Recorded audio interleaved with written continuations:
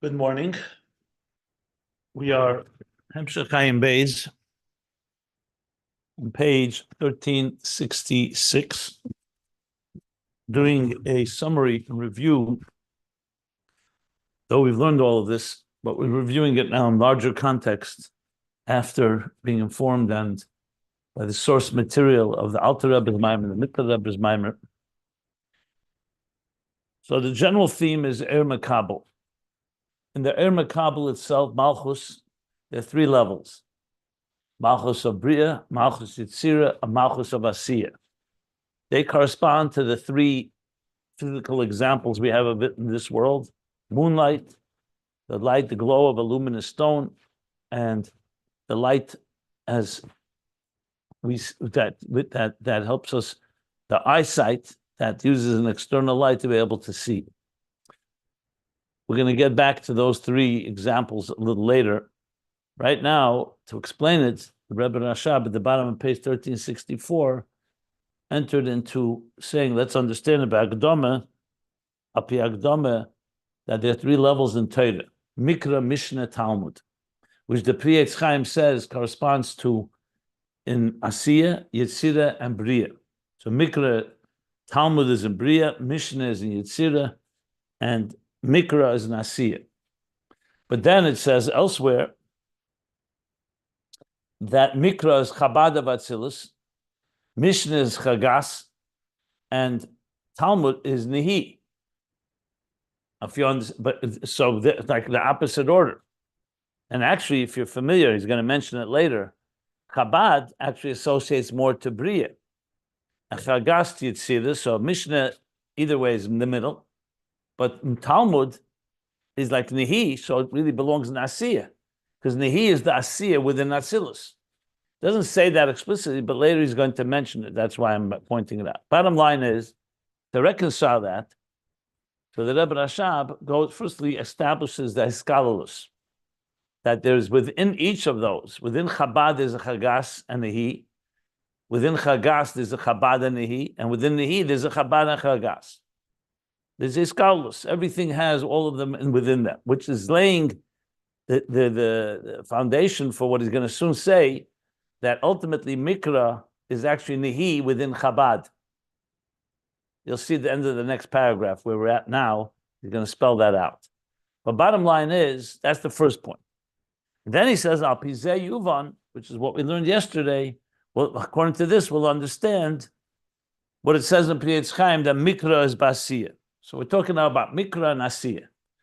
And the bottom line, in one line, is in sum, the point is that the higher a Gili is, or even further, something that originates from a place that's higher than Gili even, the only way it can express itself is in a very external way.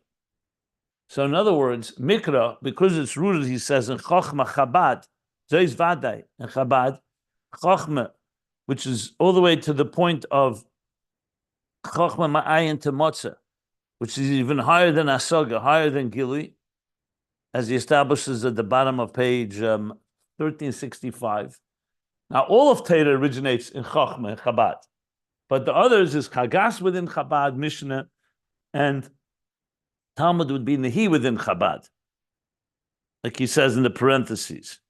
And Mikra is Chabad within Chabad. But because it comes from Mokim Naila B'Ma'id, this Seidose B'Harari Kedesh, B'chinis Chochmei Lod V'Chochmei Ma'ayin Temotza, Im Kein Ein Yochel Lovei, because it's coming from such a high level, it can't express itself in a level of regular Gili. The only way it could express itself, not in any form of comprehension, it expresses itself only in a Asiya level, which means only in a actionable level. And that's why Mikra is primarily, like he says, Harbis Sipurim Maisius, it's narratives and stories, that form. Even the mitzvahs, you only hear the action of the mitzvah. You don't hear the details or the reasons behind the mitzvah. To use the language he said here, that like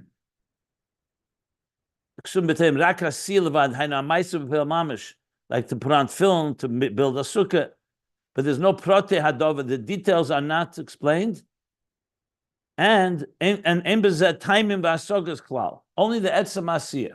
It's like only getting the actual instructions. If you want to put it in different words, you could say the Mikra is almost like bullet points. I mean, the Havdil, but it's like an example, only bullet points. You're not getting anything elaborate. Why? Because it's coming from such a high level, so the only way it can express itself is that. So it has Seydus Niflois Ma'id, very profound and awesome secrets, but what is being expressed is only the outer level, which is the stories, the actual mitzvahs, without details, without explanation.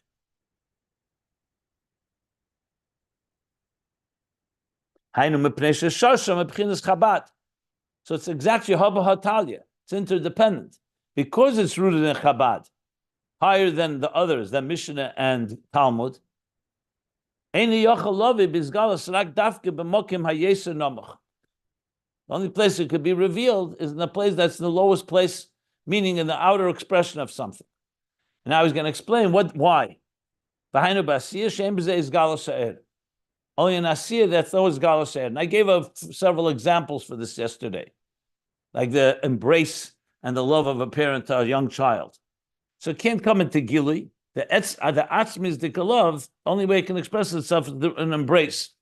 It's not a perfect example, but it's one example. So to put it in different words, anything that's more atzmi means it's higher than revelation, its expression is not going to come in a full-blown way. I often explain it with the idea of speech and thought. So, for example, you see, when it comes to speaking about nonsense, or not even nonsense, superficial, shallow things, people can talk and talk and talk and talk. Talk radio, gossip, whatever it is. Even kosher speaking, but it's all you can talk about the weather forever, politics. When it comes to talking about something very intimately close to you, something very deep inside your soul, whether it's something pleasurable or something painful, you find that you have very few words, which seems odd. You'd think something so close to you, you should be able to speak about so much. Something superficial, how much can you talk about it already? But yet we see, and that's not just simply because we're confidential and we don't trust anyone, so we keep it to ourselves. But there's an expression of Chazal, liba lepuma legalia. That which is deep in your heart, lepuma, is not revealed in your lips, in your speech. In other words, the deeper something is, the harder it is to express, basically. So the question is why? The answer is because expression is like kalim, containers. So you're talking about something that's not a very intense light or an intense, so it can fit into a keli, into regular language. When you're talking about something that's so much more powerful, it overwhelms. There's no keli, there's no container, which are the words. Our words are simply inadequate to express those deeper feelings. That's why we have what we call the language of metaphor. Poetry, metaphor, an example. Metaphor expands the keli, so now you can express something which because it's not quite literal. Yeah, but sometimes even metaphor is not sufficient. So sometimes just a cry, person cries out, oy vey, or laughter. Just one expression can carry more than volumes of words because it's so intense that there's no real keli that's adequate.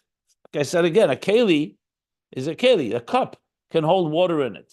But if you try to pour into a cup a whole bunch of energy, let's call it electricity, a container can't contain that. Then there's a point even that there's so profound experience, you can't even, not even a sound can come out of you. That's why you say, God forbid, people in shock. They can't even cry. They don't have everything to express. Everything is sound because it's the deepest level. So we see here that expression is a very powerful thing. But expression, by definition, means it has parameters, how much you're expressing. So the deeper the experience, the less expression there will be in Gilui. That doesn't mean it's not deep. It doesn't mean it means actually because it's higher. That's why it doesn't express itself in any expansive way. So you look at a pasuk, one pasuk in Chumash, in the Talmud, in Mishnah and Talmud, can be tens of pages on it, elaborating and discussing, and because that pasuk is carrying Chachmei Law all the way from Chacham Ayin to Motzah, which is beyond even comprehension. So the only way it expresses itself is in a short sentence, a mitzvah, a story, I should say, or a mitzvah, without the details. That's essentially what he was saying. Now he's going to explain. The example I gave will help us understand how he explains it. So he explains now. He's going to contrast between places where there is more giluyim in the higher worlds. Asiya, the world of Asiya, by definition, means the action. You look at the world around us. You see trees. You see a sky. You see an earth. You see people. Daimim tzameach chaim medaber. So yes, it's a beautiful world. But how much is this world really revealing about God, about the Creator? Like I've spoken many times, art. It reveals something about the artist, but not much. Because the outer world, Asiya, is only the action. We don't see God's plan and God's intention and design within the world. I mean, design, yes, we see, but I mean design as in a plan. Like if you look at the world without any education, without learning Torah, without any teacher, you would not know what's the purpose of it all. What's behind the scenes? Why did God create this? So Asiya is only the outer expression, the final step. It's indeed the most important step because it's the building itself. So let's say you suddenly come in the woods, you're traveling, it's like a medrash in Avram Avinu says, that he's traveling in the woods, and suddenly he sees a palace that's shining. So Avram Avinu came to the conclusion that the palace is shining. There must be an owner or creator of this mansion. The same thing, he came to conclude that since such a world, such a beautiful world, there has to be a creator. But the creator doesn't tell you, but you don't see in existence, you don't see all the depth of all the levels. When you go to Olam Eselyenim in Yetzirah, and even more so in Bria, and even more so in Atzilus, there you'll see the Giluyim, you'll experience much more of what's behind the scenes, of what went into building this world. The 10 spheres, God's intentions, Chachma, Bina, Das, and so on. So Asiya is the final product, and within it lies the deepest of the deep, because God desired Dafka Dira B'Tachtenim. But in Asiya, you only see the outer shell. Think of the tip of the iceberg. To understand the deeper things, you need to go to the higher worlds. So it's interesting. So the deepest kavanah of God to have a Dira B'Tachtenim is expressed purely in the creation of Asiya. But if you want Giluyim, we go to higher worlds. And he's going to explain now the difference between the two. And then we go back to Mikra, which reveals the deepest part. That's why it's only expressed in stories and in an Asiya level. So he's explaining what means Mikra b'Asiya. So it's not just Mikra and Asiya, because Mikra only it carries a very profound understanding of what Torah Shebiksav is, the written Torah. So let's learn it again inside. I learned it yesterday, but it's worthwhile reading again. So now he goes, we're on closer to the top of 1366. I'm just going to read it quickly because we learned it, but so he says like this. So Chabad, like 7 lines from the top of the page. Because it's rooted in Chabad of Atzilus, the highest level, it cannot come down b'izgalus and revealed. The only way it can be expressed is dafka in the lowest place. B'hainu b'asiya, in Asiya, in the actionable level of Asiya, she'en b'zeh izgalus ha'er, where there's no izgalus ha'er. In other words, you don't see the gilui of the God's hand is invisible, essentially. Even though you can extrapolate and all of that, but you're seeing is the outer level. There's no izgalus ha'er. The be'elam ha'yeser elyon, and now he contrasts it. Where is there izgalus ha'er? Not in Mikra. Now we're not talking about Mikra and Asiya. We're talking now on the higher levels. Be'elam ha'yeser elyon, in a higher world, meaning in a higher dimension. Hamshachas the Shamim B'chinas Gili. The Hamshachas there are in a state of revelation. Lias the Shamu B'chinas Ervikeli, because there's an Eir and a Keli, which are commensurate to each other. Which means that they're commensurate and proportionate to each other. So as I said, for example, if you're teaching a newborn or a child, Aleph Beis is just Asiya. Aleph Beis Gimel Dalet. You're teaching an adult or you're teaching an advanced student, there's more to that Aleph and Beis. But that would be a higher world. So there, the Eir and Keli are more connected to each other, more commensurate to each other. Because that world and the Kelim are more commensurate, they're more proportionate to the Eir, and therefore they can receive them. A newborn child or a young child doesn't have the Keli yet for the Eir, so therefore all you get is an outer expression. But now we're talking about the higher worlds. And the same is with the spiritual levels. Asiya is not a spiritual level. Asiya is the bottom of the rung. But the spiritual level is there be'erech zelazeh. V'alkein hamshacha she'ena b'bechinas gilui eina hamshacha. And that's hashacha. That's not in a state of gilui. It's not hamshacha. V'chol hamshacha zeh sham hu shemer b'gilui. So the idea of something being hamshacha that's not gilui does not relate to those worlds, because there the experience is actually experiencing it in a revealed way. So all the hamshachas there are meir b'gilui. Okay, so this is where we stop. So let's continue with the parentheses. We're now going to explain the worlds. Where is this? What is the difference between Atzilus, Bria, and Yetzirah in this context? Asiya, we've already established, is the lowest level where there's the least amount of revelation. So he says, this experience of Gilui, where is it primarily? The Ikra Inyan Zeh, primarily this level of Eir and Keli, having revelation of the divine, who be'elam Atzilus, is in the world of Atzilus. Why? Because Shakelim Hengam Ken Elakus Mamish. Because there, the Kelim, we say, Iyu v'chayu echad, Iyu v'garmu echad. The Tikkun says that God is one with the Chayui and one with the Garmui, with the Kelim. So the Kelim too are divine instruments, and they're conscious of that. They have no other agenda. They have no separate consciousness. They're Kelim. So, for example, Chesed of Atzilus. So the Eir of Atzilus is Chesed, is the love of God, and the Keli is a complete Merkava, a complete channel for that love. However that love will be expressed. It's seamless. So therefore, V'hein be'erecha er. Since the Kelim are Elikus, they're very refined in that sense. So it's be'erech, it's commensurate to the Eir. That's why you have Gili. That's the definition of Gili. Wherever you see there's a revelation, you know that the Eir and Keli have some relationship with each other. If I were to try to reveal to you some very deep secret, and you don't have the Kelim for it, I can say it, but you're never going to understand it. Like I said before, the same thing, all of us have the levels we understand. So as soon as you say Gilui, it means awareness, consciousness, some type of understanding, some handle.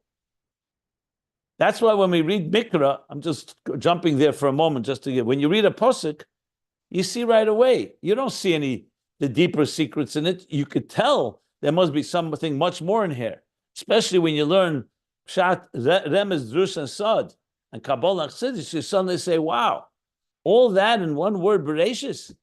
Bereshis means in the beginning, God created heaven and earth. That's it. You start learning Chazal, you see in that word Bereshis lies who knows what. So the etzem of Bereshis is expressed simply in a word. But in the higher worlds, we'll be able to understand where the Eir and Keli come to play. So bottom line is, if you think of it if you want to put it in a scientific formula, Gilui means that the Eir and Keli have some relationship with each other. The closer they are, the more the Gilui. The more distant they are, the less the Gilui. Like I explained earlier with speech. Intense and intimate feelings are simply are not commensurate with Kelim called words. That's why you say, I don't have the words to express it. I can't really fully put it into words. What are you actually saying? You're saying my oir is unable to manifest itself in kelim. That means the kelim and the oir are not commensurate to each other.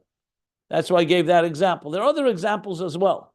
So that's what he's basically saying. Now, again, the first time you learn this idea, it's sometimes difficult to fully wrap your head around it or absorb it because it's counterintuitive to what we experience. We are people of Giluyim. I see a table. I don't see the energy within the table. So the things we relate to are for us reality. So when you start hearing, one second, the things I don't experience are deeper than the things I experience, you think about that, initially that sounds very strange because you think your experience is where it's at. What Chassidus comes to teach, your experience is only the outer dimension of something. And when you think about it, of course, it makes total sense. Even scientifically, we know today, you look at a drop of water, it's not just a drop of water. It's hydrogen and oxygen, which is made up of particular molecules. And the molecules are made up of atoms, and atoms are made of subatomic particles. And you keep going down the rabbit hole, you go more and more. All of that you don't experience directly, but it's very clear that's what it's made up. Same thing, the human body. We see the limbs, the organs, the functions, but then you start going deeper into the more cellular level. DNA, genes. These are all invisible forces that really shape exactly who you are. It's actually your etzem, relatively speaking. I don't mean etzem itzad alakus. I mean itzad the human being, the very being. Same thing with the psyche. Your conscious psyche is only the surface of what's going on beneath the scenes, behind the curtain of your superconscious. So when you become more familiar with this fact, then this makes total sense. Outer expression is a reflection, is the expression of something is relative to what it's expressing. So if you want instruments to express deeper feelings, it's not going to be the regular keli. You need a different type of keli. Or, like we say here, Asiya, just the action, just the story, the narrative, the mitzvah itself. So he says, all this is primarily in Atzilus, because there the Eidos and Kelim are closest and seamless with one another. The Erech Ha'er, Mashenkin Biyah, when you talk about Bri, Yitzir, and Asiya compared to Atzilus, Shakelim hem b'chinas nivra. That's why it's called Bria. Atzilus means emanate. The Eidos and the Kelim are emanations. Bria is already a creation. A creation means there's a paradigm shift. So the Kelim are level of Nivra. Famous Ageres HaKedesh. Okay. So this concept where we spoke about Eir and Kelim is primarily in Atzilus. However, not only Atzilus. In Bria, you also have a measure, not quite like an Atzilus. In Yetzirah as well, in the lower level. And Asiya is going to be the one with the least amount of revelation. Because it's all gradations. So it's not just you jump from Atzilus to Asiya. So he says, nevertheless, all these levels, even in Biyah, is all spiritual levels. Bri, Yitzir, Asiya, Ruchnim are spiritual. They're not physical levels. The Malachim, angels, and angels are not Atzilus. They're in Bria, Yetzirah, and Asiya. 3 different types of angels. It's explained elsewhere. Their chemer, their body and their soul. We call it chemer and surah because it's not really a body and soul. Chemer means their outer container, if you wish. And surah is their, maybe their form and function. Their function and form. Chemer and surah. So chemer is like when you say a raw piece of matter, surah is the shape in which you make it. But really it means the body of the object. I don't mean body necessarily as a physical body. I mean the body as like the container, the outer, and the surah is the spirit within it. So it says shalahem heim be'erech zelazeh. They're commensurate to one another, not like a human being, as we'll learn in a moment. A human being, the soul and the body are very distant from one another. They're the levels of tzemeach and chai, which is the level of chemer and surah of malachim. They're not the level of daimim, that's asiya, Mashenkin Adam, contrast a human being, lamata, below, meaning a physical human being, who mebchinis medaber v'daimim. So it says in Chassidus, doesn't elaborate here, but I'll explain in Torah. He speaks there how a human being was created different than all other creatures. So you look at the story in Bereshis, very interesting. When it comes to creation of the animals, for example, or for that matter, Tsemeach, the plants and vegetation, and the fish and the birds, how were they created? God just created these entities. Suddenly, here's an animal, every species. Here are plants growing. Comes to the human being is an interesting thing that Alter Rebbe points out. First, he took Ofer min Adama. God took clay, a piece of earth, a clump of earth, of dust, if you wish, and shaped it into a body. And then Vayipach ba'apav nishmas chayim. And then he imbued into it, he breathed into it a soul of life, God's breath. Doesn't say that by any other creation. And he says it because it's Nivra b'tzelem Elokim, because we're created b'tzelmenu k'dmusenu, in the divine image. Knows all the creatures are God's products. They're like his art. But where did God instill so-called a part of himself, part of his personality, if you wish, quote unquote? Like he explains in Tanya chapter 2, the neshama in the body. So the question the Alter Rebbe asks, why? Why was a human being created in these like two stages? Why not just create the human, body and soul, all at once? Not take the earth from the ground, which initially is inanimate and has no life in it, and then instill a soul into it. So briefly, his answer, I'm just explaining it because it'll help understand what we're learning here, is because the human being is different than everything else, because we have the purpose of elevating the entire world. And he gives there the example to elevate a building. You don't elevate it from the middle of the building. You want to elevate the entire building, you have to elevate it from the bottom. What's the bottom? Daimon. Had God created the human being, a body and soul at once, the body would have been a medaber, it would have been a very elevated state. So God created a human being, no, you are dust. Afer ata. Because now you begin on the lowest rung of the four species, of the four kingdoms, which is mineral, a body of daimon. So now you have the power to elevate the whole world. Then I put a neshama in you, which gives you the power of the highest level. So essentially, daimon tsemeach chai medaber. Daimon corresponds to Asiya, tsemeach to a yitzira, chai, animal, to bria, and atzilus is medaber. That's why he says the malachim are in bria yitzira, so they're daimon tsemeach. There, it's commensurate to each other.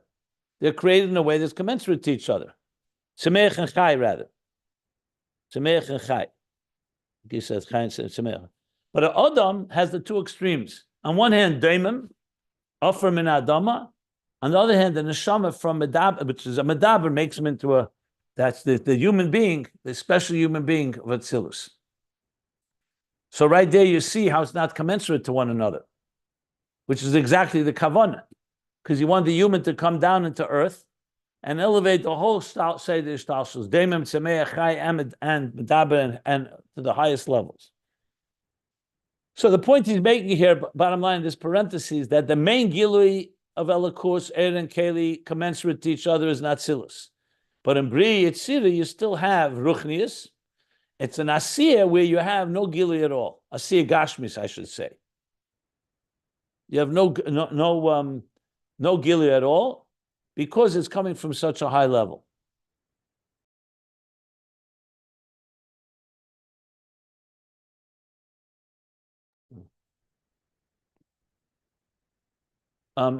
Give me 1 second, please.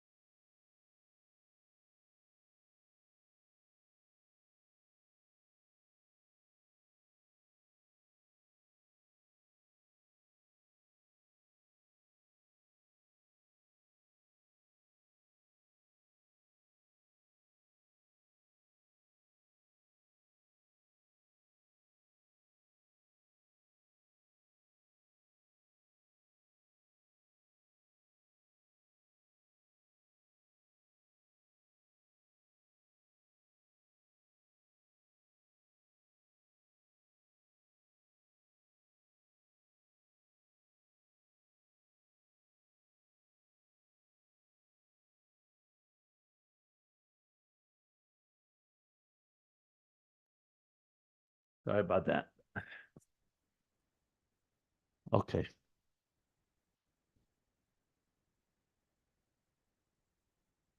Let me stop if anybody wants to ask anything about what we're learning. It's still, obviously, we're not finished the topic, but because I just elaborated this whole difference between the worlds. But you see here, in brief at least, a very good understanding of the difference of in Seder Shtalshus, what really distinguishes one world from the next. So it's really a matter of level of Gilui, but the more Gil, as I said, the more Esem, the less Gilui, in brief. Any questions? I just have a small tiny comment that it sounds like we were created to have dissonance between spirituality and physicality, that the physical is always trying to get back, the dominant part of us is always trying to get back to earth, and the medaber part of us is always trying to get back to. That's correct. And the language of Tanya is the battle between the Nefesh Abamis and the Nefesh Elikis. It's exactly right. Chapter 2 in Tanya talks about the Nefesh Elikis, Chelik Elikam Mal Mamish. Nefesh Abamis, Ruach Yiredes Lamata. Nefesh Abamis is interested in Daimim, in the spirit of the animal looks down, as we learned at length in the Mittler Rebbe's Maimer. It's focused on survival, on existence, on its own needs. The soul is driven by transcendence and divine, and serving the divine. Exactly right. That's the battle. And here we're learning the origins of it and how we were created. Nice. Well, it's not what he's coming to tell us about this battle. That's not what he's discussing right now. Here he's discussing it more in the context. It touches upon it. Here the context is more to explain Mikra. He wants to explain how down in Asiya we have obviously the highest levels, but it's in a very concealed way. Look, the bottom line is when we say that when we do Avodah Lamat, you say Yofa Shah Achaz B'Tshuva Maisim Tevim B'Elam Hazim Mikol Chai Elam Haba. That 1 hour of tshuva and good deeds in this world is worth more, is yafa, is more precious than the whole life of the Elam Haba. Elam Haba is the Elam Misruchnim. Yitzira, Bria, Atzilus, however you explain Elam Haba. Why? Because the Kavanah is Dafka in Asiya. But in Asiya, you have the most concealed state, like the Alter Rebbe explains, Dira b'tachtenim, tachtenim, she'ein tachten l'matim, tachten she'ein tachten l'matim imen. But in that tachten lies the deepest kavanah. Here he's speaking about it more in the context of Torah, Mikra. But it touches upon, obviously, the bigger picture of that the Yesh in this world carries within it the highest levels. We'll talk about that a lot later when we get back to the bigger theme. Right now, it's in the context of, we're learning, Makabel Malchus. At the end of the day, this is Malchus, Makabel, but he's talking about the level of Mikra. But we'll soon see how, obviously, it all develops. So I just don't want to go away from the main theme is to explain what Mikra is here, how Asiya, that on one hand, when you say Mikra and Asiya, on the other hand, you say Mikra is rooted in Chabad, not a contradiction. It's actually interdependent.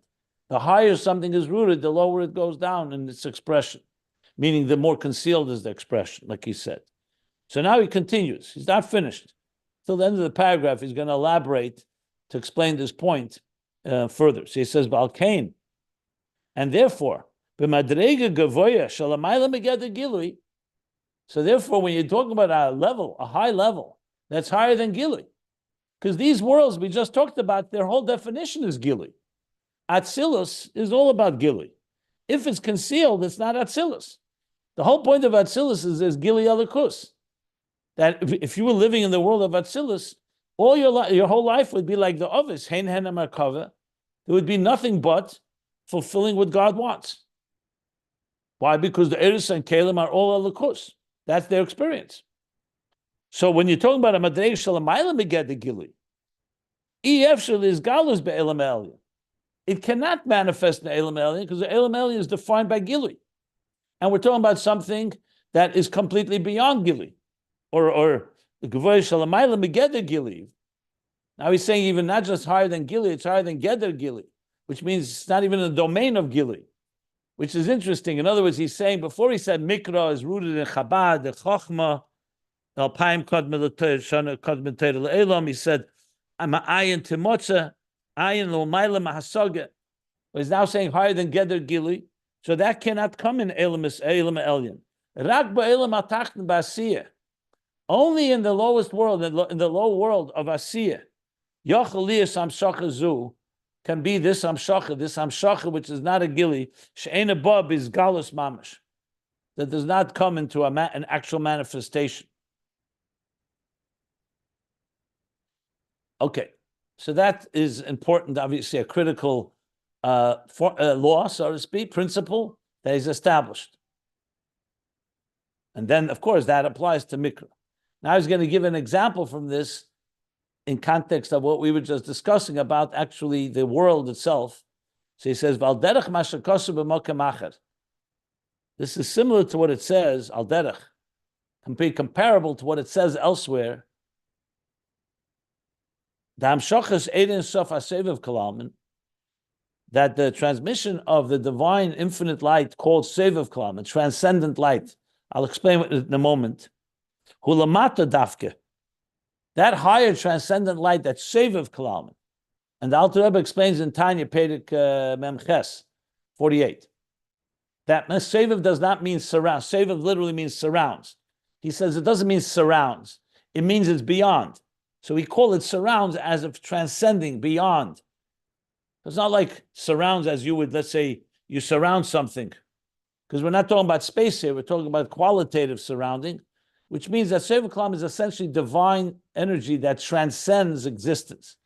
Mamala Kalalman, which always goes hand in hand, Mamala Kalalman is the divine energy that's mamala, that fills and permeates and enters into existence. I mean, the classic example for this is Sovev Kalam is Ratzon Ha'adam, meaning our desire, our will. Will does not have a locality. Where does your will reside?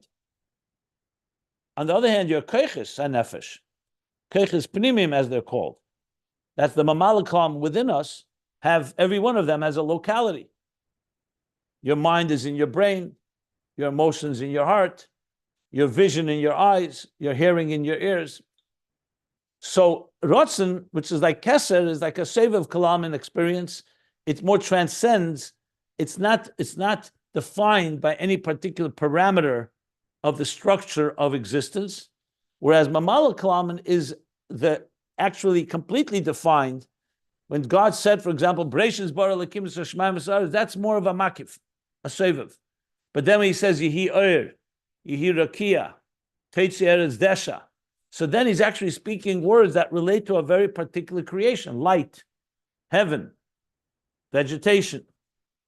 So Chassidus explains this difference between Sovev and Mala. So in general, Sovev Kalalman is of course a much higher energy. It's like God's general will. Let's say, think of the artist. I want to create a piece of art. But what kind of art? And the details of it, that's Mamala Kalam, where you actually engage and invest and tailor. The artist will tailor his movements to create a particular image. Picture of a little water, a fish, an animal, a sky. So these two levels of energy, of course, are so fundamental in Chassidus, you find them all over. So he's saying, it says elsewhere, that Sovev Kalam, where's its Gilui? Amshacha, rather, I should say, Hulamata Dafke. Liya is the B'chinas Sovev Kalam, EF Shali is B'chinas Gilui. Because Sovev Kalam, by definition, is not a Gilui. When you say, for example, intelligence, or emotions, or vision, when I say vision, eye, seeing, or hearing, there you're talking about an ear and keli that are commensurate to each other. The ear is structured in exactly the right way to allow for someone to hear. So the keli and ear, like we said before, like in the Elam Yisrael Yenim, they're commensurate to each other. That's Mamala Kalam. Sovev Kalam is not defined by any Gili. Sovev Kalam is like, you could say, a hovering, transcendent force. And therefore, since it's, like he says, because it's not, it's nimshach behelam because you don't see it in any, like I said, it's not revealed in any particular way with particular parameters. So Sovev Kalam is dafka lamata. Ulamayla hakolu b'chinas gili. Lamaila, in the higher worlds, everything is a state of Gili, like we said. That's his definition. Why is Atzilus? Because it's Gili Alakus. Bria is less Gili, but they're still Gili. Yitzira less, but still Gili. All the Ishtalshus, all the world, by definition, what means Elam Elyon? Higher does not mean it's like the second floor, the third floor. That's not what higher means. He says in Tanya, in chapter 36, says Tachtenim means not Tachtenim in space, meaning quantitative, it means Tachtenim in concept, the most concealed. That's called Tachten in Chassidus. Elyon is called the most revealed, or more revealed. So when you say Elyon and Tachten, think of it in terms of, let's say, students in a classroom. You say a better student and a weaker student. A greater student or a lesser student. You're not talking about their height. You're not talking about their age. You're talking about their level of perception, their level of understanding what the teacher is saying. It's a level. It's a level of Gili. More Gili makes something more Elyon. The Rambam says, actually, when you talk about Mokim and Ruchnius, he says Mokim is Maila, quality. More quality, that's what calls it higher. So higher is not higher as in physically higher, or higher in any type of so-called literal sense. Higher means, Elyon means more Gili. Lower means less Gili. That's the concept of Elyon and Tachten. So in Elyon, the world Elyon is defined by Gili. Sovev Kalalman, it transcends Gili. That's its whole point. It's not a Gili. It's a transcendent energy that's not defined by any particular structure. So as such, Lamalam Chin Gili, Valkain, and that's the reason Hagiluyim the Mailam B'chinas Mamalakala. That's why the Giluyim above, meaning the higher worlds, are from Mamalakalam, because Mamalakalam is completely defined by gradation, by a higher level, a lower level, how much you give. There's more Gili, for example, in Semeach than in Daimim. Daimim is mineral. You don't see any life force in it. Semeach grows. In a Chai, it's even more revealed because a Chai can also move. A Semeach can only grow in its own place. And a Medaber is even more Gili. So bottom line is, Mamala Kalaman is all about measuring the level of Giluyim. It's all rooted in the Kav. Of course, the Kav is defined by higher and lower. That's a Kav, a line that travels from a higher place to a lower place. As Chassidus says, the Kav creates the hierarchy of the structures of existence. Without a Kav, you have the Igul HaGadol. That's like the ultimate Sovev Kalaman, where Ein Sof fills everything and there's no structure. There's no higher, there's no lower, there's no definitions altogether. It's one all-encompassing divine infinite light. That's like the ultimate, not the ultimate, the root of Sovev Kalam in the lower worlds. But there's a Sovev Kalam in all worlds. Every level has a Sovev and Mamala. Sovev is more the, as I said, the transcendent energy. Mamala we call the permeating energy, or the immanent energy is sometimes the way it's put. Immanent, the immanence. So, for example, when you look at a piece of art, the art will tell you the Mamala Kalaman that the artist invested in it. The Sovev Kalam is a little harder to figure out, because Sovev Kalam would be what was his intention in creating this art, what is the all-encompassing vision that he had or she had in creating this art. That's more Sovev Kalam in language. Mamala Kalam are the details that are, of course, informed by Sovev Kalam. So, bottom line is, Mamala Kalam is the Giluyim. Exactly. And this has many different levels. It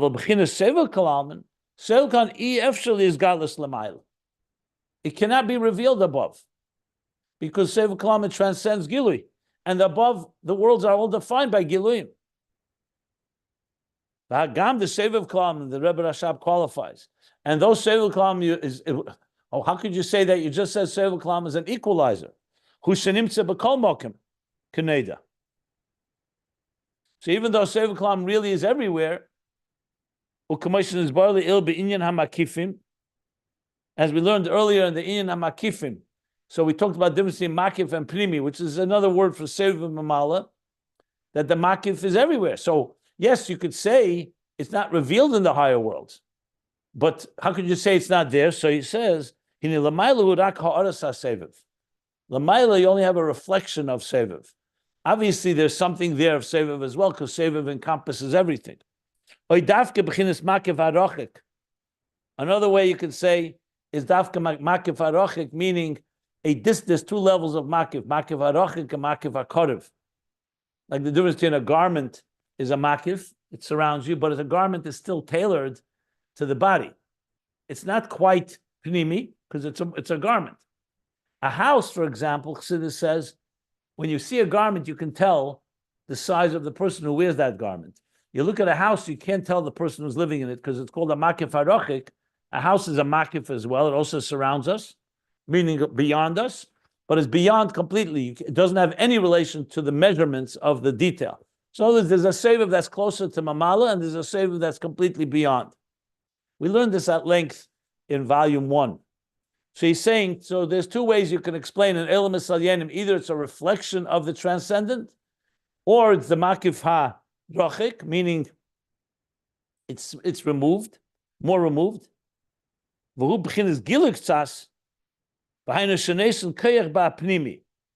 there is some gili of it, which means it's empowering the pnimi. Like, for example, when you say in Atzilus, there's chachma, bina, das, chesed, gvura, teferes, they're all being empowered by Ratzin, by Kesed of Atzilus. So the Kesed is there. There is a makif over Atzilus, Maseviv, but the Seviv is more in a way of Ha'ara that's empowering the Pnimi. But the primary force in the Elam Esalyenim is Mamala Kalal. But Rak Lamata, because Lamata doesn't have Gili, so that's why Yochel Liyas Hamshachas HaSeviv. Dafka there you could actually draw down, and that's why when we say God's Ratzon, for example, what did he want? Of course he wanted to create Atzilus B'ri Yitzira, but he wanted above all that all these worlds should be there in order for have Yafa Shah Achaz B'Shuva Maisim Tevim Adira B'Tachtenim. So where do you get the Sovev most? Not talking about Gili Sovev. Where do you experience it most? Dafka Lamata, because the transcendent is meant Dafka Lamata, whereas in the higher worlds, the main primary force there is the Giluyim, the revelations. Like we see mitzvahs, that's the God, the supernal desire, God's ratzon. And through a mitzvah, we actually draw down makif on the person. We actually learned about this at length in the Maimer Ner Mitzvah, in the Maimer Mikra Hashem Elokeinu from the Mittler Rebbe. Rakshahu behelim. So it's concealed because it's a Sovev, but you are through a mitzvah. In the Elam Esalyenim, there's no mitzvahs. There's no Shuva Maisim Tevim. There's only learning Torah there. So there, you can have the Giluyim, but to have the Ratzon Elyon is Dafke in Asiya. K'moshe b'Sefer Shabbein in Perik Memvov. Like we says in Tanya, chapter 46.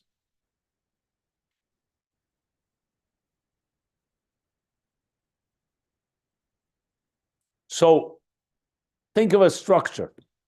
Say an architect has a vision, wants to build a beautiful, beautiful home and mansion for his family, his children, comes up with a great plan. Then he hires a designer, a contractor and designers and carpenters and electricians, all kinds of experts who are experts over what has to be done to build this building. And if you ask them about the intelligence behind the design, they'll tell you so much, because that's their expertise. The electrician will tell you everything about the electrical structures, the electrical, the schematics. The carpenter will say what he has to say. The designer, they all have a very deep appreciation. We'll call it Mamala Kalam and the Giluyim of this building. But it's still missing the most important thing. The finished building where the family moves in and lives there and lives their lives in this home. So you could have all these Giluyim, the whole Seder Shtalshalos are all these electricians and designers and everything. And it's the brilliance of God's plan. Atzilus B'ri Yitzira. But the bottom line, Seif Maisa, Machshavat Chila, what's the kavanah? Not to have a bunch of scientists and philosophers and thinkers that can analyze what the building is like, but to have someone living there on a daily basis and fulfilling the purpose for that which they were created. So 6 days of creation before God created Adam and Eve, a human being, he created beauty, a beautiful world, light and heavens and water above, water below, vegetation, the celestial bodies, the fish, the animals, the birds, everything in existence. But punchline, bottom line, is Dafka Rosh Hashanah, the 6th day, Zeh Yom Tchilas Masecha, when the human being, like the Mishnah says, like the guest, the table is set, but you need the punchline, you need the guest. If the human being is not created, what is the purpose of all of that? But the Giluyim are there. If you want, the Giluyim are there. But the end is a concealed state. But Sovev Kalam, the Rotzna Elyon, the transcendent energy, not the specific energy that is invested in creating every detail and aspect, which is also critical, because God wants a detailed world. He wants the human being to elevate this world and engage with it. So you need all those details. They're not trivial. But they are not, ultimately, they don't express the Rotzna Elyon, the Kavon Elyena, what he calls here, the mitzvahs or the Rotzna Elyon of Sovev Kalam. So you see from here that the world that is the world of revelation is very powerful in revelation, but it's all about Gilui. And it's Dafka, this world, that has the experience of something that's beyond Gilui, the Sovev Kalam. It says, U'kamoy kein, hu b'amshachas b'chinas Chabad da'atzilus, shelamayla ma'asogas ha'nevroim legamri. It's now going back to the Mikra. The same thing is with Chabad of Atzilus. That's completely beyond Asogas HaNivroim, because it's higher, it's Atzilus. And it's Chabad of Atzilus, higher than the Bria and Biyah. Higher than Asogas, completely higher. He says in Tanya, chapter 39, the Elam Atzilus, Hulamayla Ma'asechel, Va'asoga Va'avona L'Sechel Nivra, is higher than the intelligence and the comprehension and understanding of the seichel and nivra of human intelligence, or the seichel of a creation. Because the chachma bina das, the conceiving and understanding and the conclusion, if you wish, and the internalization of Ein Sof Baruch Hu miyuchades sham betachlis hayichud biyichud otzum v'nifla. In Atzilus, they are miyuchades, they're united in an utter seamless unity, b'yichud otzum v'nifla, an awesome, beyond awesome, wondrous yichud. Al-kain ef shel izgalus be'elamis. That's why, because it's such a high level, it cannot be revealed in the worlds, the elamis el yenim, in the higher worlds, rak be'elam Asiya. That type of level, because it's beyond any of any Nevrayim, cannot be revealed there. Only in the world of Shanimsha b'chinas Helen b'maisa levad. It's revealed dafka in the concealment of pure action, like we learned before, just the actionable element. By his galus surak b'chinas Nehi b'Chabad. So it's rooted in Chabad, but its revelation is only in Nehi, action. Nehi, as we said, is action-based. I'm trying to finish this. Let me see how far we can go. I'll go a few more minutes. The Mashin is Gala b'Teira shebiksav. Going back to Mikra now. That which is revealed in the written Torah, they're just letters of Torah. Yes, they have an understanding, but basically it's really just words. All the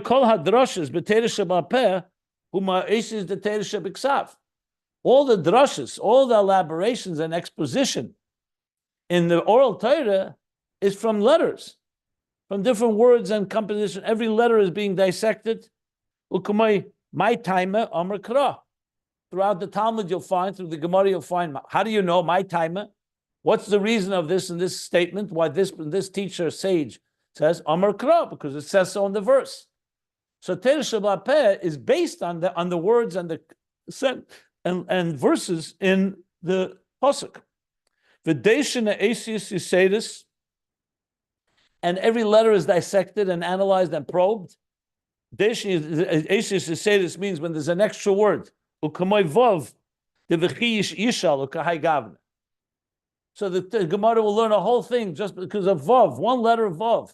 So the Chi Yishal, what's the Vav? And we'll learn all kinds of halachas from one letter. So what do you see from this? The Torah Shebiksav is, like I said before, like bullet points. It's very short, brief words, letters, words, statements. We know the Torah is made up of 4 levels. Taimim is the trup, is the song. Sometimes the reasons, but it means Taimei Torah is like the song that we sing when we read the Torah. Nukudin are the nukudis, the punctuation. Tagin are the crowns on top of the letters, like on top of a yud or top of a vav or an aleph. You'll find little crown, like they look like crowns. And Asiya, called tansa, 4 level, and letters. So you have letters, you have the crowns on the letters, you have the punctuation like bereishes, but beis with a shva, reish with a tzeda, kametz alafa, pronunciation, and then you have the taimim is the song in it.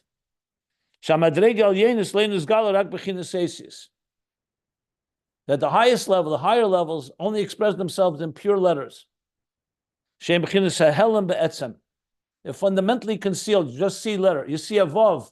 What does a vav tell you? A vav means and.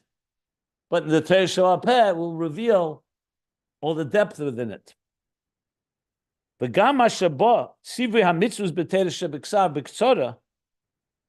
also that's and also that Sivri HaMitzvah, where there you have an actual mitzvah is being commanded to us in the written Torah, is Biktzara. It's short, like we said. But Asiya, it only talks about the actionable element of it, like we learned earlier. Put on tefillin, build or sit in a sukkah. Zeo b'chinas Nehi. So it's rooted in Chabad, but what's being expressed is only the Asiya within Atzilus, the Nehi within Chabad. And that's why I gave the introduction earlier that within Chabad there's Chagas and Nehi, like the others, because each of them is galus. The Chagas Shabab is galus. Chagas is already coming in a form of revelation. Bischalkus Pratim, which breaks it down into detail. Shazel b'chinas Gili Eir. That's a revelation of light. The EF she is gala b'chinas Chagas shebechabad. And that you cannot reveal in a world like an Asiya down here, because it's a world that does not have Giluyim. The Koshke b'chinas Chabad shebechabad. And for sure not Chabad shebechabad, she'ef she is gala. That cannot be revealed. Rak b'chinas achreina shebeparts of Chabad. Only the slowest level in the structure of Chabad, shehu b'chinas Nehi, the Asiya part of it, like the outer expression of it, v'hainu b'chinas Asiya shebechabad. That's the level of Asiya shebechad, ubo be'elam Asiya dafka. And that is what we have dafka in elam Asiya. So Mikra, rooted in Chabad, but manifests dafka in Asiya because it's coming from such a high level. With that, he concludes his explanation to reconcile those 2 statements, Asiya, Chabad and Asiya, regarding Mikra. From there, he's going to go to Mishnah and the others, but we'll stop here, obviously. I'll take some questions if anyone has any questions, and then we can sum up and conclude. Any questions? It's all clear. If no one else is gonna ask, then I want to. First of all, it's not all. I don't think I grasped all of it. I probably have to repeat yourself or at least encapsulate what you said. But I do have 2 comments about my Tani teacher taught me about Sovev Kol Almin, that it's like the molecule that is always turning and turning and turning. Like Sovev means like it's always moving. So it's moving around all the worlds, like it's moving around our bodies, like the hidden DNA or the energy that like that's the energy of a person that you can't really see, but I guess under a microscope you could see like the energy. So that's how he explained Sovev Kol Almin, that it's always moving. Well, I quoted the Tanya chapter 48. He doesn't say it there, so I'm not sure whether it's correct. He's saying that it's not just around, like you said, like it's not just around Makif, but it permeates as well. meaning it's permeated in the body and continuously moving, and also throws off like energies. Well, as I said, it's fine. I'm just saying I don't know if I would explain it that way. What I explained is based on chapter 48 in Tanya, where he doesn't talk about moving. He just talks about that it's not surrounds, it exists, it's just beyond. Basically, the transcendent element, like Rotzen, for example. So Rotzen is the actual example in Chassidus. Rotzen is not Rotzen moving. also means moving. Rotzen means running. I don't know what do you mean by moving? Do you mean physically moving? What do you mean by moving then? I'm not sure what you mean physically by moving. moving. Like the molecules are physically always like moving around. Yeah, like but any part Rotzen of is your not a body. molecule. In other words, Rotzen is. Rotzen also means running. But Anyway, any part of your I body don't want that to you cut and debate you with have your a DNA. since it's not relevant to our conversation here. I don't want to debate what your teacher told you. If it works for you, great. I just don't relate to it. That's all. Well, but chitzonius, You don't, the molecule element, you that's don't the need to eyeball. persuade me. It's all right. It's fine. It's fine if you get it and it helps you, good. I don't know if it's it's something I would bring into the picture. To me, it's more confusing. I don't know what Rotzen moves. I'm not sure what that means even. Well, because it's Ratzav Shov, like to run. Okay. Okay.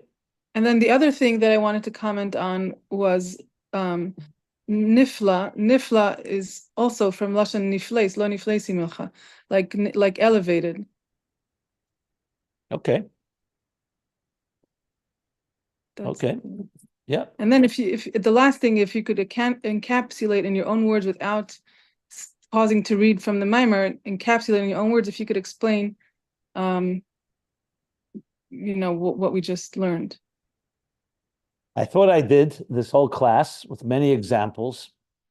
I gave the example of speech, that the more something is, the deeper it is, the less the expression it has. So bottom line is that the stories and the actual mitzvahs and Mikra capture the highest level that's beyond any Gilui. If you want to have Giluyim, between Mishnah and Talmud, there you have elaboration and a lot of, not just a letter like a letter Vov. I mean, that's how I would sum it up. So the higher worlds talk about the Giluyim, and the Asiya is revealed the deepest level that is higher than Gilui, than revelation. What I would suggest is to listen to it again, and it takes time sometimes to integrate it. That's fine. It's normal. We all go through that to understand well this idea of Mikra ba'Asiya. And of course, the example with Sovev Kalaman, I think, really cements it, because that's where, like I said, Seif Ma'aseh Machshavet Chila.